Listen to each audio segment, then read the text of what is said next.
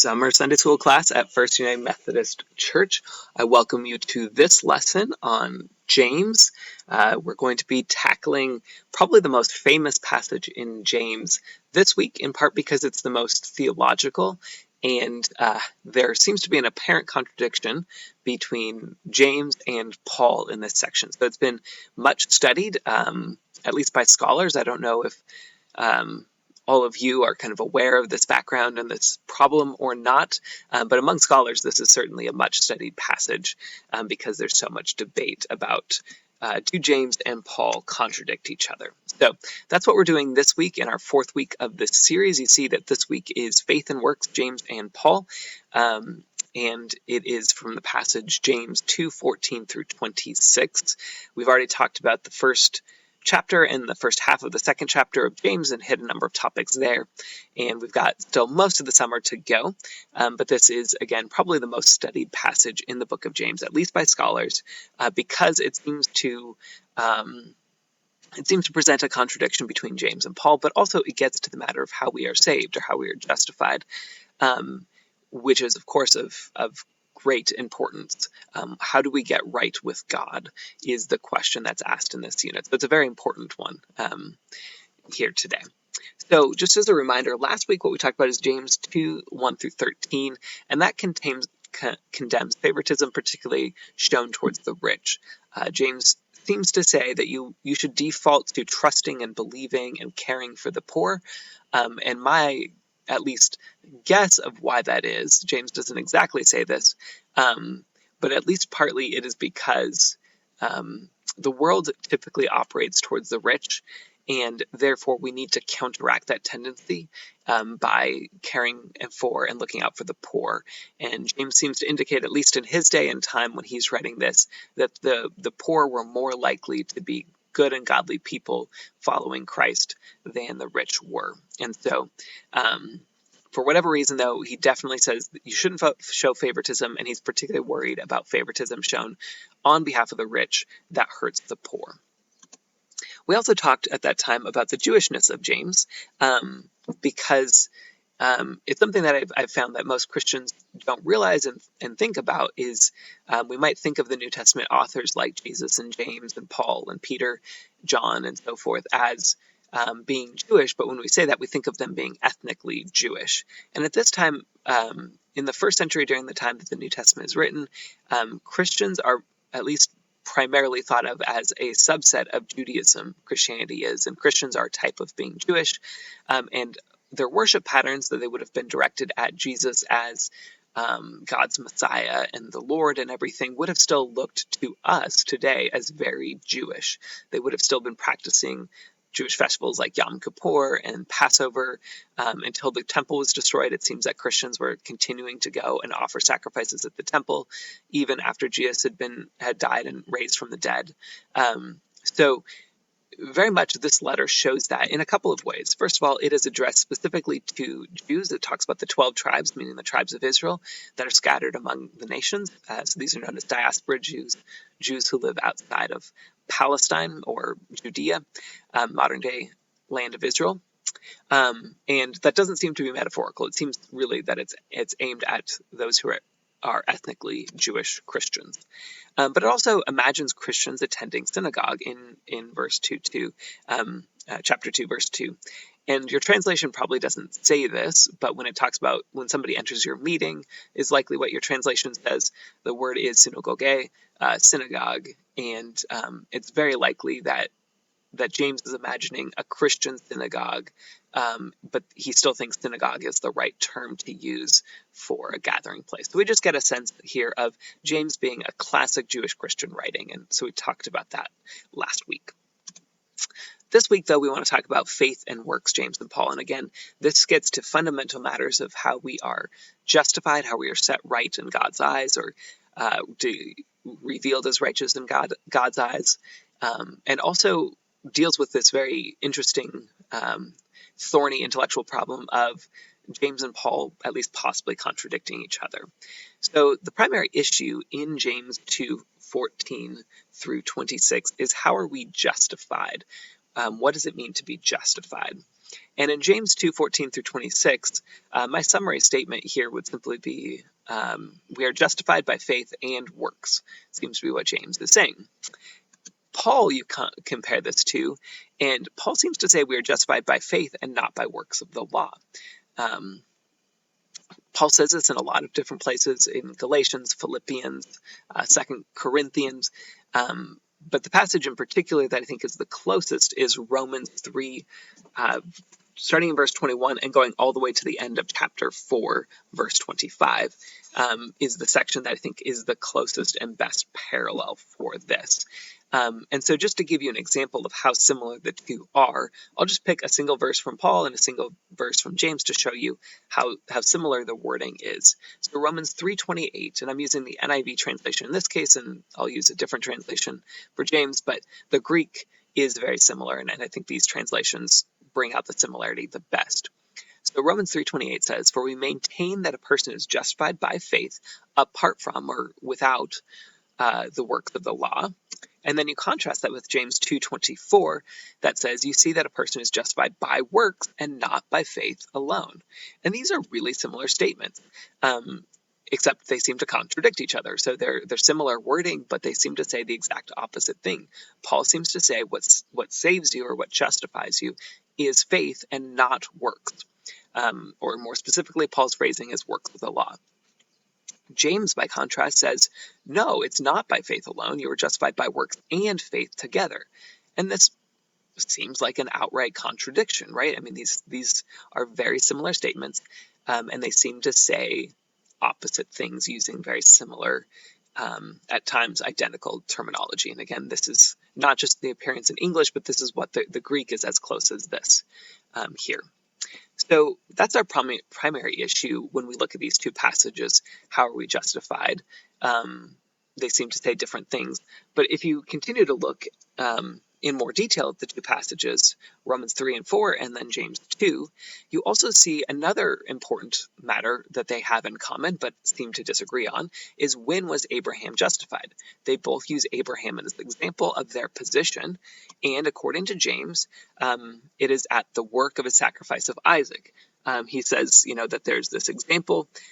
Verse 21 of James 2, "Was not our father Abraham considered righteous for what he did when he offered his son Isaac on the altar?" You see that his faith and his actions, or his works, were working together, and his faith was made complete by what he did. And the scripture was fulfilled that says, "Abraham believed God, and it was credited to him as righteousness, and he was called God's friend." You see that person is considered righteous by what they do and not by faith alone.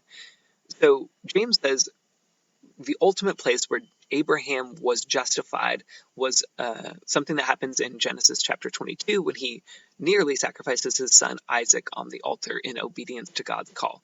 Obviously, God never actually planned for him to sacrifice Isaac, but Abraham was willing to go that far in Genesis 22.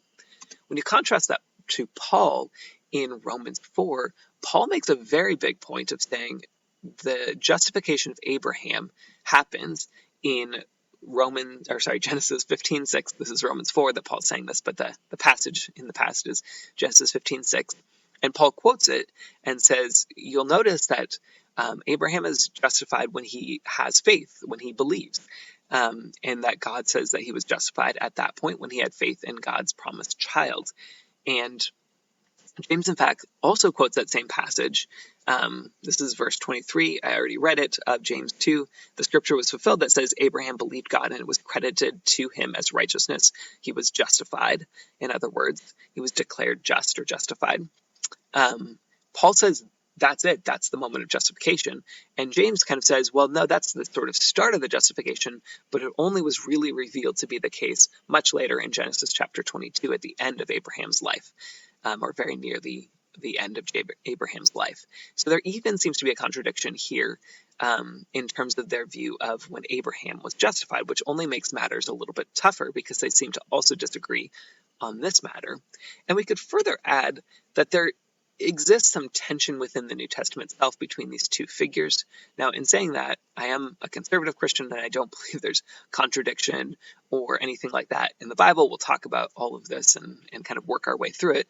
But But I would say that there is tension between the two figures, but I see it myself as a creative tension that's good and beneficial, with two people emphasizing slightly different things, but they're both emphasizing true things, and that you listen to both to get a full and correct picture, basically. And they both, for very godly, good reasons, emphasize their own perspective on the matter, but they're both saying true things, and they need to be combined, basically. But there is, even having said that, I do think some clear aspects of tension and somewhat differing perspectives between James and Paul in the New Testament. And you can see this in a couple of places. You see it in the book of Acts, that especially towards the end of the letter, or the book of Acts, when Paul returns to Jerusalem and he meets James, Paul is talking about all the success among Gentiles, that is non-Jews, and James is saying, that's great, but remember, we also have all these Jews who believe, let's not endanger that. So they are kind of champions, respectively, of Gentile, non-Jewish Christianity for Paul, and then of Jewish Christianity for James. We kind of get that little bit of tension or different of emphasis in Acts. But then also, if you read Galatians 1 and 2, Paul records meeting James and some of the other apostles, and he talks about, it's clear that when he's going to them, he has some worry that they're going to agree with him, and they do, and it's great. But then later in Galatians 2, Paul records an event that happened later at a city called Antioch. And he says some men from James came, and they started kind of changing things, and Paul disagrees with what those men from James are preaching. There are a number of ways we can handle that theologically, and why there's some sort of apparent tension. The men from James might not actually be, they might just be friends of James, but not carrying James's message, or it could be that James makes a mistake here. He's a fallible human being or something. But in Galatians 2, there seems to be some tension between these men from James and Paul, and what they do. So there definitely is some apparent tension or difference of emphasis between James and Paul in the New Testament. And what's interesting is, if you look at their legacies later on, after they both are dead and gone and everything, different communities and groups of Christians end up kind of some really like Paul and some really like James. And you can find through the 2nd, 3rd, 4th century that the people who really like Paul, some of them actually stopped believing the book of James is scripture, and same with those who really like James. And so we can find, as church history goes on, that their legacies diverge among many. Now, obviously, the fact that both James and Paul's letters are in our New Testament means there was a substantial kind of core mainstream Christianity that thought both James and Paul had something important to say, and that's what I agree with. But we certainly see there were some who took there to be real contradiction between Paul and James. So we want to work through this issue together. So let's talk about it. So I think there are two key questions to ask as we look at the apparent disagreement between these two figures. First, does James actually contradict Paul in what he says? And second, does James know Paul's terminology? I think these are two important points to consider in understanding this issue. So there are, obviously, you could just kind of construct a grid here and chart out the 4 basic solutions. So let's go through those. If you say yes to both of those questions, yes, James contradicts Paul, and yes, he knows what he's doing, then there's open conflict in the Bible. James says Paul's wrong, and he's going to try to fight Paul. And Paul is fighting James, and there's just open conflict in the Bible. At times, there are scholars who have said very much this is the case. They think that there's real disagreement between the two of them, though this does not tend to be a very common view anymore among scholars.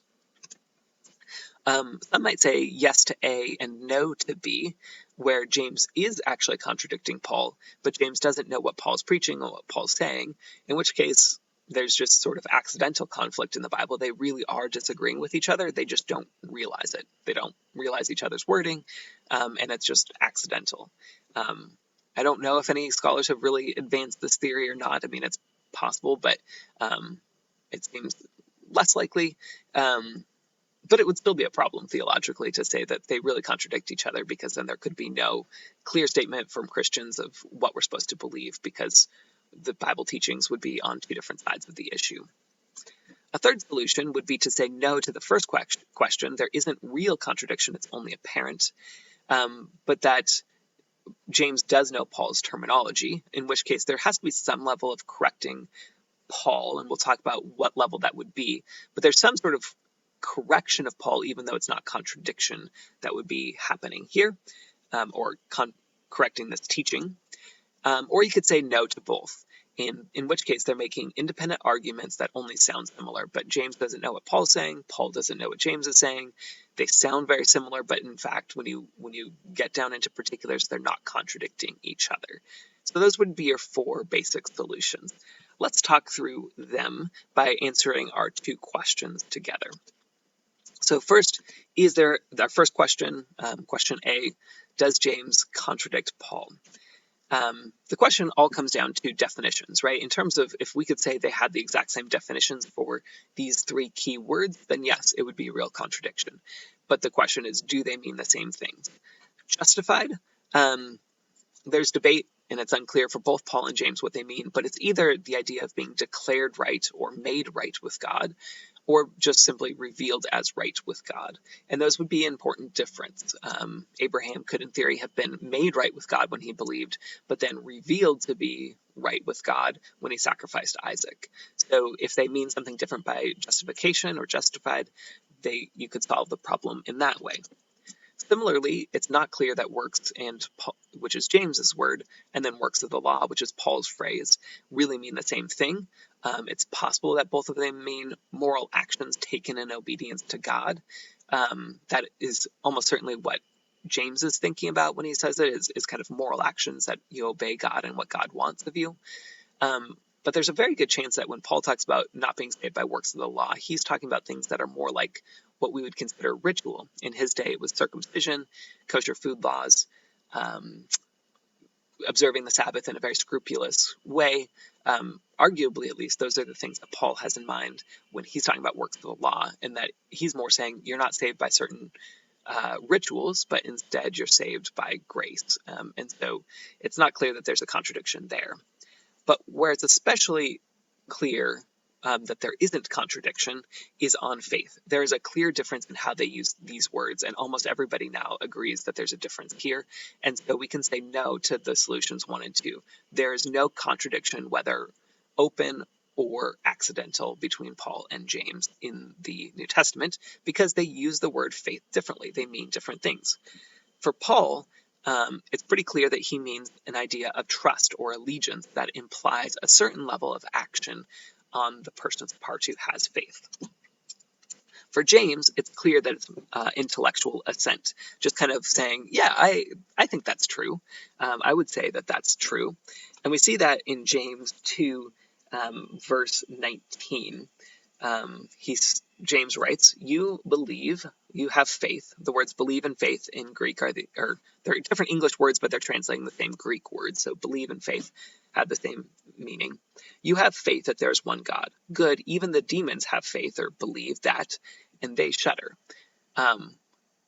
Clearly, demons do not have trust in God, right? They don't have allegiance towards God. They don't have trust in God, but they do believe there's only one God. They intellectually assent to the idea that there is only one God, but they do not have allegiance toward God nor trust in God. And so James, that's what it means. It's just kind of like, yes, this is something I believe is a fact. I think that is true. Paul, there's a sense of trust or allegiance. And I think a good example here is once the coronavirus is over and we all feel like we can get on airplanes again, for James, his level of belief or faith here would be, I have faith that a plane can fly successfully from Wichita to Chicago, say. For Paul, to have faith in a plane getting from Wichita to Chicago would mean actually getting on the plane, not merely just kind of saying, yeah, I think that's true, but actually getting on the plane. That's the difference between the faith they both talk about. For James, it's just, yes, I think this is a fact, or I think this is true, but there's no necessarily corresponding action involved. For Paul, when he talks about faith, there is a basic action involved. This act of trust or allegiance doesn't mean you have to be perfect and get everything right, but there's at least a basic action implied in having faith, according to Paul. So once you clear up the difference in faith, even if they don't differ on justified or works, there's no open contradiction between them. So we can say that the solutions that say there's either open conflict or accidental conflict are not the case. So we go to our second question. Does James know Paul's terminology? And I would say the most popular position among scholars today, especially those who are conservative scholars, would be to say no, which I've labeled earlier solution 4. James neither knows Paul's argument, nor does he contradict Paul. And they usually argue along these lines that these three words of justified, faith, and works are very common among early Christians. We do not see them only in James and Paul. They're also, for example, in the Gospel of John. There's a lot of statements about belief and faith and justification and other things in John and 1st, 2nd, 3rd John and so forth.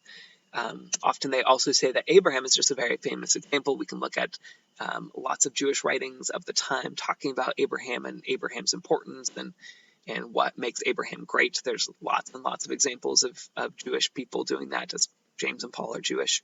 But even in our New Testament, Hebrews talks about the faith of Abraham in ways that are kind of similar to both Paul and James, although Hebrews is making sort of its own point as well. So it's not terribly surprising that they might use the same three words and still use Abraham as a famous example as well. And most people who go for this solution, this is the reason why James is often dated quite early into the late 40s, is that often scholars who take this position kind of necessarily have to say it happens before the Jerusalem Council. There's an event that happens in the book of Acts, chapter 15. You can go back and read about it, but it's called the Jerusalem Council usually, and it's this famous time when Christians get together and say, does a Gentile, a non-Jew who wants to be a Christian and be saved, need to be circumcised or not? And the answer ultimately that James gives is no, it is not necessary for a Gentile to be circumcised to be saved. This is possibly, though there's some debate, also something that's recorded in Galatians 1 and 2, when Paul gives some kind of biographical background. He talks about coming to Jerusalem and that Titus did not need to be circumcised. So that might also be talking about the same event, though some people think that Galatians is recording an earlier event. But the thought is here, the Jerusalem Council seems to be when Christians got together and kind of hammered out what does it mean to be justified? What does it mean to be saved? To join the Christian community as a full member. And after that point, it seems incredibly hard to say James and Paul wouldn't have known each other's terminology. So those who date James early usually do so because they think James and Paul are writing independently of each other. And if they're going to be writing independently of each other, then it has to happen before the Jerusalem Council, when Christians get together and hammer out what does it mean to be justified. And so forth. So that's usually the argument here. However, what I would say against this view, or things that I feel like need to be answered before you accept this view, is by all accounts, when you read Acts and Galatians, James and Paul had to have met at least once, if not twice, before the Jerusalem Council. And it seems hard to me to believe that they hadn't talked about, well, what does it mean to be justified? Well, what are you preaching about faith? What are you talking about works? That they had already met together before this and had not yet talked about all these key issues seems to me hard to imagine. And I also do think the substance of the two arguments is particularly close. The fact that James himself talks about the exact verse that Paul puts so much stock in, Genesis 15:6, and then he says, well, wait, but that actually is best revealed at Genesis 22. The level of specificity is more than most other people talking about Abraham talk about. So it's not impossible for this view, for solution 4, but I actually think it's a little bit harder to adopt than many seem to think. So our other option would be to say yes to the second question after saying no to the first, which is solution 3.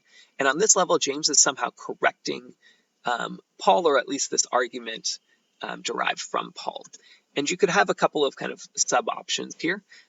This feels like a very mathematical lesson as we work through the different yes and no scenarios, but this is sub-option to solution 3. One of them is that James is trying to contradict Paul, thinks he's contradicting Paul, but just misunderstands Paul, which of course happens in our world, that we sometimes misunderstand what somebody says and we try to contradict them, but we just actually didn't understand them. There's actually a scholar who's probably written the longest commentary on James to date, as far as I know. I mean, it's almost 1,000 pages, I think. Dale Allison, who spent his early career at Friends University in Wichita. I forget where he is now, but he's no longer there. But he says exactly this. James was trying to contradict Paul, but just didn't get what Paul was saying. And he just misunderstood, but he was trying to say Paul's wrong. In fact, he and other people sometimes say, James 2:20 talks about a fool. They sometimes think that's Paul. Paul is the fool, and James is just openly trying to disagree with Paul, but he just misunderstood Paul. I myself don't like that solution for theological reasons, but also I actually don't think it gets to the evidence best. So I go for option 2, where I think what James is doing is not correcting Paul, but correcting people who have misunderstood Paul. We can imagine that people might have heard Paul's message and preached the words of Paul without understanding Paul themselves. And so what James is correcting is not Paul, and James and Paul are just fine with each other, but instead there are people who've heard Paul's message, but they have misunderstood it, and James is correcting their misunderstanding of Paul. And I think a lot of us in the modern America misunderstand Paul as well, and therefore I think James is extremely salient for us to read and understand, to understand Paul correctly. So my position is that I do think solution 4 is possible, that they're making independent arguments and James doesn't know Paul. I think it's possible, and I can see the reason why a lot of people go for that solution. But for my part, I think solution 3, option 2, is the most likely. That what James is doing is he's not contradicting Paul, but he does know Paul's terminology, and what he's doing is correcting a misunderstanding of Paul that was current in his day. And so people knew Paul's message, but they were misunderstanding it, and therefore he wanted to correct their misunderstanding of Paul and set them straight. And that to me is the most satisfactory solution, both historically, but also theologically. So that then gets us back to the heart of the passage. The main idea, in my opinion, of James 2:14 through 26 is to be revealed as right with God, moral actions must be added to mere intellectual assent. It's not enough just to say, yes, I believe that Jesus is God's son. We have to actually pledge our loyalty on some level to Jesus as our Savior and Lord, and entrust ourselves to him to be saved. And that will then, from that will spring certain actions, moral actions that will follow from that faith, that type of faith. So some kind of nuggets within 2:14 through 26 that I'll go through. In the first paragraph there, 14 through 17, this is set within the context of helping the poor in particular, and I think that's important to remember. James is very much concerned with the poor and helping the poor, and so when he's talking about having good works, he's especially saying, are you helping poor people, or are you hoarding your wealth to yourself? Do you care about the fact that there are naked and hungry people in this world or not? If you don't have real saving faith. If there's no level of concern about that, then something's wrong. Verses 18 and 19, when you read them, are a little confusing because it sounds like, but someone will say, quote, you have faith, I have deeds.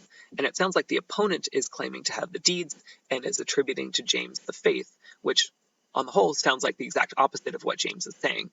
So the you and I in verses 18 and 19 seem a little confused, but the overall point is clear. You need to have both faith and works. And there are several things that could explain that, but one of it might just be that this hypothetical opponent in verse 18 is just trying to sort of divide the two and say some people have faith and some people have works, and just kind of pick your route. And James is saying, no, the two have to go together. Then we talked about Abraham's sacrifice of Isaac, filling out his faith and revealing him as righteous is what happens in 20 through 24. Already sort of dealt with that in talking about Paul and James, so that's all I'll say. And then verses 25 and 26 bring up Rahab herself, a story from the book of Joshua, and how her action in hiding from spies revealed her also to be righteous in God's sight. So my takeaways and questions that you can discuss are, first of all, we need to read and remember both Paul and James. As Christians, we need both of them. We need that sort of creative tension and their different emphases to have a robust, well-rounded faith and correct understanding of the New Testament teaching. Only liking Paul or only liking James is a problem. They need to be understood together to get the full counsel of God here. The second thing I would say is that and this one I think is pressing among at least certain Christians that I've known, is sometimes we think as long as we kind of say, yes, I believe in the Trinity, yes, I believe Jesus is the Son of God and God incarnate, I'm good to go. That isn't enough. And I think that's where James really complements Paul, is that saving faith implies some basic level of obedience to our Lord. We have to entrust ourselves to him. We have to pledge our allegiance to him in order to be saved. And that's the saving faith that Paul talks about. And James is critiquing the idea of just signing up for a set of doctrines. It requires more than that to be saved. So some questions for you. Which of those four solutions to the Paul-James apparent contradiction seems best to you? You can kind of discuss that if you would like. Second one to consider, what is important? What is the importance of works if Christians are saved by grace or saved by faith? Hopefully with this background, you've got a kind of good amount to work from there, but that's something else you can consider. These are things that you'll talk about without me. I'm going to be traveling this week, so you'll hear this video. I will not be joining you this week. If you do have some of the more intellectual and specific questions about what I've laid out, I'd be happy to answer those the following week, but hopefully this is giving you good fodder for discussion without me this week. But the following week I will be back, and so when we get into early July, our passage will be James 3, 1 through 12. And a couple questions you can consider in advance of that, not for this week, but for the following week. What struggles or successes have you had with taming the tongue, and why do you think it's so important to do this, to tame the tongue, to control your speech? Second question that you can consider, we're going to be talking about the kind of Hellenistic or Hellenism, the Greek influence on James. And so I'm curious what you know about Greek history. What are some of the major events of Greek history, major personalities, and when did they occur? Do you have any idea of those sorts of things? And then more particularly, how did they impact the ancient Jews? What were the interactions between ancient Greeks and ancient Jews? What did those happen, and what was the influence? Because we're going to talk about sort of the Hellenism or the Greek background to the book of James next week, while we also talk about James 3, 1 through 12, and its emphasis on pure and proper speech. So those are things you can be thinking about for the future.